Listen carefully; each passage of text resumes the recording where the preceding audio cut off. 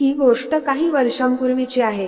आम्ही दोघे मित्राचे सोबतच शिक्षण पूर्ण झाले होते, तर आम्ही घरी आलो होतो। मी आपल्या घरी आलो होतो आणि माझा मित्र आपल्या मामीकडे आला होता। तो गावात राहत होतो, पण काही वर्षापासून तो आपल्या मामाकडे राहायला आला होता। आता आम्ही सुट्टीचा आनंद लुटताना इकडे तिकडे फिरणे, मित्रांना भेटणे असे सुरू होते। माझ्या मित्रांचे घर माझ्या घरापासून जास्त दूर नव्हते। आमची खूप वर्षांपासून मैत्री होती। त्याच्या घरी नेहमी येणे जाणे असायचे। मित्राच्या मामाचे मार्केटमध्ये शॉप होती। ते सकाळी लवकर मार्केटमध्ये जात होते आणि यायला रात्री उशीर यायचे। मी अनेकदा मित्राला भेटायला त्याच्या घरी जात होतो। त्यांची मामी अतिशय चांगल्या स्वभावाची गृहिणी होती आणि पाहायला पण फार छान होती। कधी कधी माझे लक्ष तिच्याकडे असायचे। एके दिवशी मी मित्राच्या घरी गेलो, तेव्हा तो घरी नव्हता। मी पोहोचलो तेव्हा त्याच्या मामीने मला बसायला सांगितले आणि मी बसलो। काही वेळ तिथे बसून मामीचा बोलल्यावर मला कळले की माझा मित्र आज सकाळी त्याच्या मामा सोबत बाहेर गेला आहे आणि तो काही दिवस येणारे नाही। मामीला एकट्याला कंटाळा येत होता।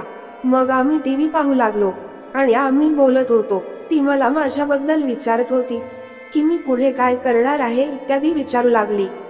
मी पण तिला म्हणालो, तुम्हाला तर खूप बोर होईल, कारण घरी कोणीच नसल्यामुळे। तर म्हणाली, हो होईलच, तुला वेळ मिळाला की येत जा, म्हणजे बोर होणार नाही।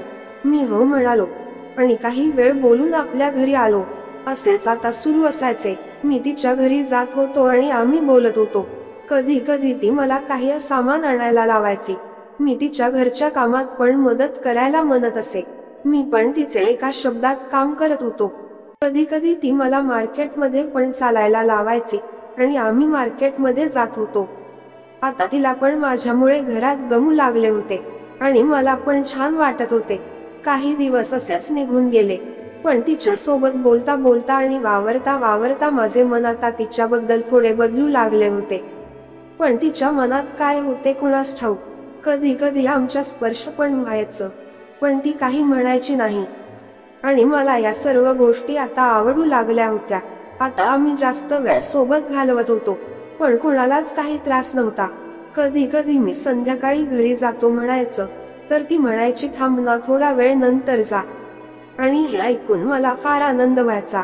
असेच आता बरेच दिवस होऊन गेले होते आणि आमचे आता वागणे थोडे वेगळे झाले होते आणि जणू आम्ही खूप वर्षापासून एकमेकांना ओळखतो आणि एकमेकांचे मन जाणतो असे झाले होते। आता ती मला अनेक गोष्टी सांगू लागली होती आणि एक दिवस ती मला म्हणाली, आपल्याला एका कार्यक्रमाला जायचे आहे, तर तू तयार होऊन ये। आपल्याला संध्याकाळी निघायचे आहे आणि कार्यक्रम आटवून परत यायचे आहे। मी आपली घरी गेलो आणि तयारी केली आणि तिच्याकडे आलो। ती तयारीच करत होती। मी आवाज दिला आणि म्हणालो, अजून किती वेळ आहे? तर म्हणाली, हो आलेच, आणि ती काही वेळात आली। ती आली तेव्हा मी तिच्याकडे बघतच राहिलो, कारण ती फारच सुंदर दिसत होती। तसेच तिचा तो मेकअप त्या चेहऱ्याला अजून सुंदर बनवत होता। मी तिच्याकडे बघत होतो आणि ती म्हणाली, अरे काय बघतोस, चला अगोदर वेळ झाला आहे, नंतर बघ मी कुठे जाणार आहे का। आणि आम्ही कार्यक्रमासाठी निघालो। कार्यक्रम आटोपला, पण थोडा वेळ झाला होता, कारण तिने तिथे फार गप्पा गोष्टी केल्या आणि आम्ही घरी आलो आणि मी बसलो। ती आतमध्ये गेली आणि चेंज करून आली आणि जवळ बसली। आमचे बोलणे सुरू होते आणि ती म्हणाली, मगाशी तर फार बघत होता तू। मी म्हणालो, तुम्ही फार सुंदर दिसत होते।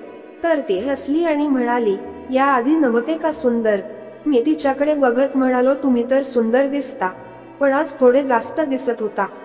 आता ती पण माझ्या डोळ्यात आणि आम्ही हळूहळू त्या सुंदर दुनियेत जात होतो। मला ही सुंदरता फार भारावून टाकत होती आणि मी या सुंदरतेचा आनंद घेऊ लागलो आणि ती पण त्या सुंदरतेच्या प्रत्येक क्षणाचा फार चांगल्या प्रकारे आनंद घेत होती। ती मला प्रतिसाद देत होती आणि आम्ही या बहुमूल्य क्षणाचा आनंद घेत होतो। असेच सुरू होऊन आम्ही गप्प झालो। तसेच मी तिला म्हणालो, मी घरी जातो, तर तिने पण हो म्हणून मान हलवली, पण तिच्या चेहऱ्यावर आनंद दिसत होता। सकाळी मी आलो तेव्हा आमची वागणे नेहमीप्रमाणे होते। एक दोन दिवसांनी माझ्या मित्र आणि त्याचे मामा आले। आता मला वेळ असेल तेव्हा त्यांच्याकडे जात असतो आणि गप्पा गोष्टी करत असतो। मित्रांनो, तुम्हाला जर गोष्टी आवडत असेल तर चॅनलला सबस्क्राईब करा. धन्यवाद.